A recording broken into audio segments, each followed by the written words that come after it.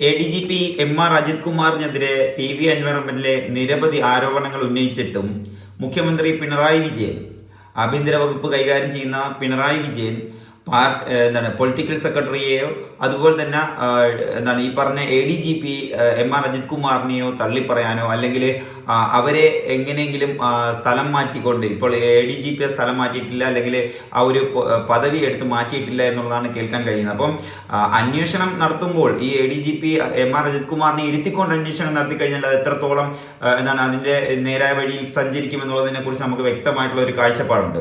അപ്പോൾ അദ്ദേഹത്തിന് ആ ഒരു സ്ഥാനമാനത്തിൽ നിന്ന് മാറ്റുക എന്ന് പറയുന്നതിൽ വിമുക്തത കാണിക്കുന്നത് എന്താണ് എന്നുള്ളതാണ് ഇവിടെ ചോദ്യചിഹ്നമായിട്ട് വരുന്നത്. DGP തന്നെ പറയുന്നു MR അജിത് കുമാറിനെ മാറ്റണം എന്നുള്ളത്, എന്നിട്ട് മുഖ്യമന്ത്രി എന്തുകൊണ്ട് മാറ്റുന്നില്ല എന്നുള്ളതാണ് ഇപ്പോൾ ഒരു ചോദ്യമായിട്ട് നിൽക്കുന്നത്.